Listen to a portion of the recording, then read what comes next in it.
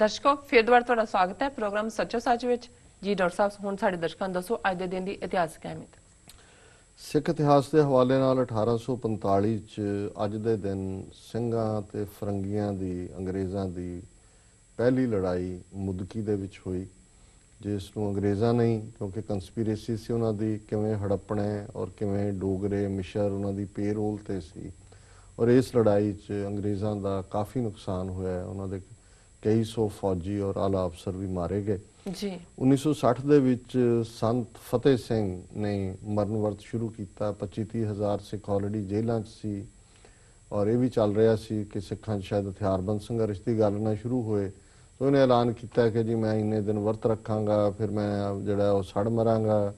ਔਰ ਨਾਲ ਹੀ ਉਹਨੇ ਕਿਹਾ ਕਿ ਜੀ ਮੇਰੀ ਬੋਡੀ ਨੂੰ ਫਿਰ ਅੱਗੋਂ ਜਿਹੜਾ ਸਾੜਿਆ ਨਾ ਜਾਏ, ਜਲ ਪ੍ਰਵਾਹ ਕੀਤਾ ਜਾਏ। ਪਰ ਉਹ ਫਰਾਡ ਸੀ ਔਰ ਫਰਾਡ ਹੀ ਰਿਹਾ। ਜਿਵੇਂ ਮੈਂ ਅਕਸਰ ਕਹਿੰਦਾ, ਸਰ ਕਪੂਰ ਸਿੰਘ ਕਹਿੰਦਾ ਸੀ ਕਿ ਉਹ ਸੜ ਕੇ ਨਹੀਂ ਕਿਤੇ ਨਹੀਂ ਮਰਿਆ, ਮਰ ਕੇ ਸੜਿਆ। 1983 ਚ ਥਾਣੇਦਾਰ ਬਿੱਛੂ ਰਾਮ ਜਿਹੜਾ ਇੱਕ ਬੜਾ ਜ਼ਾਬਰ ਥਾਣੇਦਾਰ ਸੀ, ਐਲਾਨੀਆ ਉਹ ਸਿੱਖਾਂ ਦੇ ਕੇਸਾਂ ਦੀ ਬੇਅਦਬੀ ਕਰਦਾ ਸੀ ਤੇ ਬੇਅਦਬੀ ਕਰਕੇ ਉਹਨਾਂ ਨੂੰ ਕਹਿੰਦਾ ਸੀ ਜਾ ਹੁਣ ਪਿੰਡ ਵਾਲਿਆਂ ਕੋਲ ਜਾ, ਉਹ ਤੇਰਾ ਦੇਖਦਾ ਮੈਂ ਕੀ ਕਰਦੇ ਨੇ ਜੀ। ਸੋ ਉਹਨੂੰ ਅੱਜ ਦੇ ਦਿਨ ਗੁਰੂ ਹਰਸਹਾਏ ਦੇ ਕੋਲ ਜਿਹੜਾ ਸਿੰਘਾਂ ਨੇ ਸਜ਼ਾ ਯਾਫਤਾ ਕੀਤਾ ਉਸ ਦੇ ਇਸ ਜ਼ੁਲਮ ਦੇ ਲਈ। ਵਰਲਡ ਹਿਸਟਰੀ ਦੇ ਹਵਾਲੇ ਨਾਲ 1621 ਚ ਇੰਗਲਿਸ਼ ਪਾਰਲੀਮੈਂਟ ਨੇ ਇਹ ਸਰਬਸੰਮਤੀ ਨਾਲ ਪਾਸ ਕੀਤਾ ਕਿ ਵੱਖਰਾ ਧਰਮ ਪ੍ਰੋਟੈਸਟੈਂਟ ਜਿਹੜੇ ਉਹ ਬਣੇ ਉਹ ਕਾਬਲੇ ਕਬੂਲ ਹੈ। 1787 ਚ ਨਿਊ ਜਰਸੀ ਜਿਹੜੀ ਹੈ ਉਹ ਤੀਸਰੀ ਅਮਰੀਕਾ ਦੀ ਸਟੇਟ ਬਣੀ ਜਿਹਨੇ ਸੰਵਿਧਾਨ ਨੂੰ ਦੀ ਪ੍ਰੋੜਤਾ ਕੀਤੀ, ਰੈਟੀਫਾਈ ਕੀਤਾ ਜੀ। 1796 ਚ ਬਾਲਟੀਮੋਰ ਮੋਨੀਟਰ ਇਹ ਪਹਿਲਾ ਅਖਬਾਰ ਸੀ ਅਮਰੀਕਾ ਚ ਜਿਹੜਾ ਸੰਡੇ ਨੂੰ ਪਬਲਿਸ਼ ਹੋਣ ਲੱਗਾ। 1849 ਚ ਵਿਲੀਅਮ ਬੌਂਡ ਨੇ ਪਹਿਲੀ ਪਿਕਚਰ ਮੂਨ ਦੀ ਟੈਲੀਸਕੋਪ ਦੇ ਨਾਲ 1849 ਇਹ ਉਹੀ ਸਾਲ ਹੈ ਜਦੋਂ ਸਿੱਖ ਰਾਜ ਅੰਗਰੇਜ਼ਾਂ ਨੇ ਹੜੱਪਿਆ। ਅਸੀਂ ਉੱਥੇ ਕਿਸੇ ਲੈਵਲ ਤੇ ਸੀ ਤੇ ਇੱਥੇ ਅਮਰੀਕਨ ਜਿਹੜੇ ਨੇ ਟੈਲੀਸਕੋਪ ਦੇ ਨਾਲ ਮੂਨ ਦੀ ਪਿਕਚਰ ਲੈ ਰਹੇ ਸੀ। ਅਸੀਂ ਕਿੱਥੇ ਮਿਲਣਾ ਇਹਨਾਂ ਦੇ ਨਾਲ ਜੀ ਜੀ। 1865 ਦੇ ਵਿੱਚ ਪਹਿਲਾ US ਕੈਟਲ ਇੰਪੋਰਟੇਸ਼ਨ ਲਾਅ ਬਣਿਆ ਕਿ ਜੀ ਡੰਗਰ ਬਾਹਰੋਂ ਇੰਪੋਰਟ ਕੀਤੇ ਜਾ ਸਕਦੇ ਨੇ, ਉਦੋਂ ਤੱਕ ਇਸ ਦੇ ਉੱਤੇ ਪਾਬੰਦੀ ਸੀ।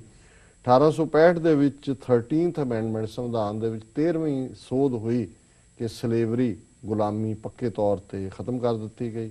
1941 ਦੇ ਵਿੱਚ ਜਾਪਾਨੀਆਂ ਦੀ ਫੌਜ ਜਿਹੜੀ ਹੈ ਉਹ ਹਾਂਗਕਾਂਗ ਆ ਕੇ ਉਤਰੀ। 1944 ਚ ਬਰਮਾ ਦੇ ਵਿੱਚ ਅੰਗਰੇਜ਼ਾਂ ਨੇ ਜਾਪਾਨੀ ਫੌਜ ਨੂੰ ਹਰਾਇਆ। 1956 ਚ ਜਾਪਾਨ ਪਹਿਲੀ ਵਾਰ ਯੂਨਾਈਟਿਡ ਨੇਸ਼ਨਸ ਦਾ ਮੈਂਬਰ ਬਣਿਆ। 1961 ਚ ਅੱਜ ਦੇ ਦਿਨ ਭਾਰਤ ਨੇ ਗੋਆ ਦੇ ਉੱਤੇ ਹਮਲਾ ਕੀਤਾ ਸੀ। ਗੋਆ, ਦਿਓ, ਦਮਨ ਜਿਹੜੇ ਸੀ ਇਹ ਆਇਲੈਂਡ ਇਹ ਭਾਰਤ ਨੇ ਆਪਣੇ ਕਬਜ਼ੇ ਥੱਲੇ ਕੀਤੇ। ਗੋਆ ਪੁਰਤਗਾਲੀਆਂ ਤੋਂ ਖੋਇਆ ਜੀ। 1969 ਦੇ ਵਿੱਚ ਬ੍ਰਿਟਨ ਨੇ ਜਿਹੜਾ ਲਾਅ ਪਾਸ ਕਰਕੇ ਮੌਤ ਦੀ ਸਜ਼ਾ ਖਤਮ ਕਰ ਦਿੱਤੀ।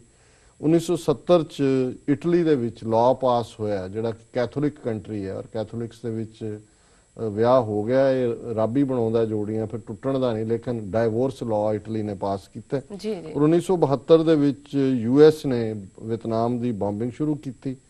1987 ਚ ਅੱਜ ਦੇ ਦਿਨ ਬੇਨਜ਼ੀਰ ਭੁੱਟੋ ਦਾ ਜ਼ਰਦਾਰੀ ਦੇ ਨਾਲ ਆਸਿਫ ਜ਼ਰਦਾਰੀ ਨਾਲ ਵਿਆਹ ਹੋਇਆ। ਇੱਕ ਜ਼ਰਦਾਰੀ ਸਭ ਤੇ ਭਾਰੀ ਜੀ ਜੀ। 2011 ਚ ਇਰਾਕ ਵਾਰ ਜਿਹੜੀ ਹੈ ਉਹ ਖਤਮ ਹੋਈ ਔਰ ਅਖੀਰਲੇ ਜਿਹੜੇ ਅਮਰੀਕੀ ਸੋਲਜਰ ਨੇ ਉਹ ਇਰਾਕ ਦੇ ਵਿੱਚੋਂ ਨਿਕਲੇ ਜੀ। ਡਾਕਟਰ ਸਾਹਿਬ ਤੁਹਾਡਾ ਬਹੁਤ ਬਹੁਤ ਧੰਨਵਾਦ। ਸਾਡਾ ਅੱਜ ਦਾ ਸਵਾਲ ਹੈ, ਮੀਡੀਆ ਰਿਪੋਰਟਾਂ ਅਨੁਸਾਰ ਸੋਧੇ ਹੋਏ ਨਾਨਕਸ਼ਾਹੀ ਕੈਲੰਡਰ ਦਾ ਭੋਗ ਪਾ ਕੇ ਹਿੰਦੂ ਬਿਕਰਮੀ ਕੈਲੰਡਰ ਲਾਗੂ ਕਰਨ ਦੀਆਂ ਤਿਆਰੀਆਂ ਹੋ ਰਹੀਆਂ ਹਨ ਜੀ। ਡਾਕਟਰ ਸਾਹਿਬ ਕੀ ਕਹਿਣਾ ਚਾਹੋਗੇ ਤੁਸੀਂ ਇਸ ਬਾਰੇ?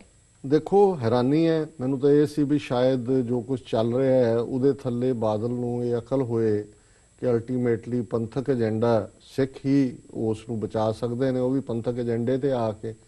ਪਰ ਜਿਹੜੀਆਂ ਪਿਛਲੇ ਕੁਝ ਦਿਨਾਂ ਦੀਆਂ ਡਿਵੈਲਪਮੈਂਟਸ ਨੇ, ਜਿਸ ਤਰੀਕੇ ਨਾਲ ਜਥੇਦਾਰ ਬਲਵੰਤ ਸਿੰਘ ਨੰਦਗੜ੍ਹ ਦੀ ਸਿਕਿਉਰਿਟੀ ਵਾਪਸ ਲੈ ਲਈ ਗਈ ਹੈ, ਉਹਨਾਂ ਨੂੰ ਇੱਕ ਜਿਪਸੀ ਔਰ 3 ਸਿਕਿਉਰਿਟੀ ਗਾਰਡ ਸੀ ਉਹ ਵਾਪਸ ਲੈ ਗਏ ਨੇ। ਫਿਰ ਮੀਡੀਆ 'ਚ ਸਟੋਰੀ ਵੀ ਪਲਾਂਟ ਕੀਤੀ ਗਈ ਜਾਂ ਆਈ ਕਿ ਜੀ ਜਥੇਦਾਰਾਂ ਦੀ ਅਗਲੀ ਮੀਟਿੰਗ ਦੇ ਵਿੱਚ ਜਿਹੜਾ ਬਿਕਰਮੀ ਕੈਲੰਡਰ ਹਿੰਦੂ ਕੈਲੰਡਰ ਹੈ ਉਸ ਨੂੰ ਲਾਗੂ ਕਰਨ ਦਾ ਫੈਸਲਾ ਲਿਆ ਜਾਏਗਾ। ਔਰ ਇਸ ਦੇ ਨਾਲ ਰਿਲੇਟਡ ਹੀ ਫਿਰ ਸਾਡੀਆਂ ਜਿਹੜੀਆਂ ਪੰਥਕ ਜਥੇਬੰਦੀਆਂ ਨੇ ਉਹਨਾਂ ਦੇ ਬਿਆਨ ਵੀ ਆਏ ਨੇ। ਔਰ ਅੱਜ ਹੀ ਇੱਕ ਸਟੋਰੀ ਸੀ ਕਿ ਜਿਹੜੀ ਨਾਨਕਸਰੀ ਸੰਪਰਦਾ ਕਿਉਂਕਿ ਹਰਸਿਮਰਤ ਕੌਰ ਬਾਦਲ ਔਰ ਉਹਦਾ ਭਰਾ ਬਿਕਰਮਜੀਤ ਮਜੀਠੀਆ ਇਹ ਨਾਨਕਸਰੀ ਨੇ ਔਰ ਇਹਨਾਂ ਦਾ ਹੀ ਪਹਿਲਾਂ ਜਿਹੜਾ ਇਹਨਾਂ ਰਾਹੀਂ ਇਹ ਕੈਲੰਡਰ ਸੋਧਾਂ ਦਾ ਸਾਰਾ ਡਰਾਮਾ 'ਚ ਵੀ ਇਹਨਾਂ ਨੇ ਰੋਲ ਅਦਾ ਕੀਤਾ ਸੀ ਕਿ ਵੀ ਨਾਨਕਸਰੀ ਸੰਪਰਦਾ ਜਿਹੜੀ ਹੈ ਉਹ ਹੁਣ ਪੂਰਾ ਜ਼ੋਰ ਲਾ ਰਹੀ ਹੈ ਕਿ ਉਹ ਜਿਹੜਾ ਹਿੰਦੂ ਕੈਲੰਡਰ ਲਾਗੂ ਕੀਤਾ ਜਾਏ। ਸੋ ਅਸੀਂ ਤਾਂ ਇਹ ਵਾਰਨਿੰਗ ਹੀ ਦੇਣਾ ਚਾਹੁੰਦੇ ਹਾਂ ਬਾਹਰਲੀਆਂ ਸਿੱਖ ਸੰਗਤਾਂ ਵੱਲੋਂ ਕਿ ਇਸ ਕਿਸਮ ਦਾ ਕੋਈ ਵੀ ਯਤਨ, ਕਿਉਂਕਿ ਜਥੇਦਾਰ ਆਨੰਦਗੜ੍ਹ ਤੋਂ ਵੀ ਸਿਕਿਉਰਿਟੀ ਵਾਪਸ ਲੈਣ ਦਾ ਮਤਲਬ, ਕਿਉਂਕਿ ਉਹ ਨਾਨਕਸ਼ਾਹੀ ਕੈਲੰਡਰ ਦੇ ਮੁੱਦੇ ਤੇ ਉਹਨਾਂ ਦਾ ਸੌਲਿਡ ਸਟੈਂਡ ਹੈ। ਸੋ ਅਸੀਂ ਸਮਝਦੇ ਹਾਂ ਵੀ ਇਸ ਦੇ ਲਈ ਫਿਰ ਇਹਨਾਂ ਜਥੇਦਾਰਾਂ ਨੂੰ ਜਵਾਬਦੇਹ ਬਣਾਇਆ ਜਾਏਗਾ।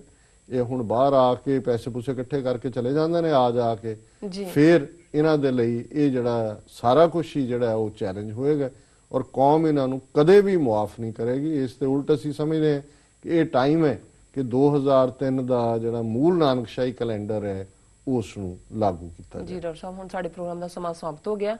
ਅੱਜ ਦਾ ਵਿਚਾਰ ਅਸੀਂ ਨਹੀਂ ਪੁੱਛਾਂਗੇ ਤੁਹਾਡੇ ਕੋਲੋਂ। ਨਹੀਂ, ਅੱਜ ਮੈਂ ਇੱਕ ਅੱਧੀ ਲਾਈਨ ਜਿਹੜੀ ਹੈ ਗੁਰੂ ਰਾਮਦਾਸ ਜੀ ਦਾ ਸ਼ਲੋਕ ਹੈ ਜੀ।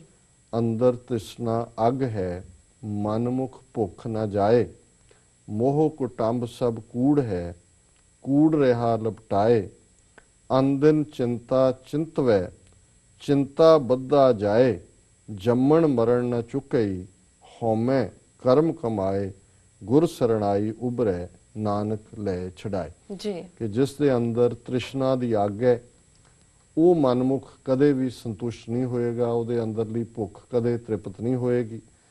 ਉਹ ਮੋਹ ਕੁਟੰਬ ਦੇ ਵਿੱਚ ਫਸਿਆ ਹੋਏਗਾ ਜਿਹੜਾ ਸਭ ਝੂਠ ਹੈ, ਔਰ ਉਹਦੀ ਜ਼ਿੰਦਗੀ ਝੂਠ ਨਾਲ ਲਿਪਟਈ ਜਿਹੜੀ ਹੈ ਉਹ ਬੀਤ ਜਾਂਦੀ ਹੈ। ਉਹ ਹਮੇਸ਼ਾ ਅਨ ਦਿਨ ਰਾਤ ਉਹ ਚਿੰਤਾ ਦੇ ਵਿੱਚ ਰਹਿੰਦਾ ਹੈ ਤੇ ਚਿੰਤਾ ਬੱਧਾ ਜਾਏ, ਬਾਉਂਡ ਟੂ ਐਗਜ਼ਾਈਟੀ ਵਿਲ ਡਿਪਾਰਟ, ਕਿ ਉਸ ਚਿੰਤਾ ਦੇ ਵਿੱਚ ਉਹ ਮਰ ਜਾਏਗਾ। ਜ਼ਿੰਦਗੀ ਵੀ ਚਿੰਤਾ ਚ ਲੰਘ ਗਈ। ਜੰਮਣ ਮਰਨ ਨਾ ਚੁੱਕੇ ਹੀ, ਹਉਮੈ ਕਰਮ ਕਮਾਏ, ਕਿਉਂਕਿ ਸਾਰਾ ਜੀਵਨ ਉਹਦਾ ਹਉਮੈ ਦੇ ਦਾਇਰਾ ਕਾਰ ਚ ਰਿਹਾ ਹੈ, ਇਸ ਲਈ ਉਹਦਾ ਜੰਮਣ ਮਰਨ ਜਿਹੜਾ ਹੈ ਉਹਦਾ ਗੇੜ ਖਤਮ ਨਹੀਂ ਹੋਏਗਾ। ਗੁਰ ਸਰਣਾਈ ਉਭਰੈ, ਨਾਨਕ ਲੈ ਛਡਾਏ। ਜਿਹੜੇ ਗੁਰੂ ਦੀ ਸ਼ਰਨ ਚ ਆ ਜਾਂਦੇ ਨੇ ਔਰ ਉਹਨਾਂ ਨੂੰ ਗੁਰੂ ਉਭਾਰ ਲੈਂਦਾ ਹੈ, ਜੰਮਣ ਮਰਨ ਦੇ ਚੱਕਰ ਚੋਂ ਕੱਢ ਲੈਂਦਾ ਹੈ, ਉਹਨਾਂ ਨੂੰ ਜਿਹੜਾ ਨਾਨਕ ਲੈ ਛਡਾਏ, ਉਹਨਾਂ ਦਾ ਛੁਟਕਾਰਾ ਹੋ ਜਾਂਦਾ ਹੈ ਉਸ ਹਉਮੈ ਤੋਂ, ਉਸ ਜੰਮਣ ਮਰਨ ਦੇ ਚੱਕਰ ਚੋਂ। ਸੋ ਇਹ ਗੁਰੂ ਰਾਮਦਾਸ ਜੀ ਦਾ ਅੱਜ ਦੇ ਦਿਨ ਲਈ ਵਿਚਾਰ ਅਸੀਂ ਸਾਂਝਾ ਕਰ ਰਹੇ ਹਾਂ। ਜੀ ਡਾਕਟਰ ਸਾਹਿਬ, ਇਸ ਨਾਲ ਆਪਣੇ ਵਿਊਅਰਸ ਕੋਲ ਨੇ ਇਜਾਜ਼ਤ।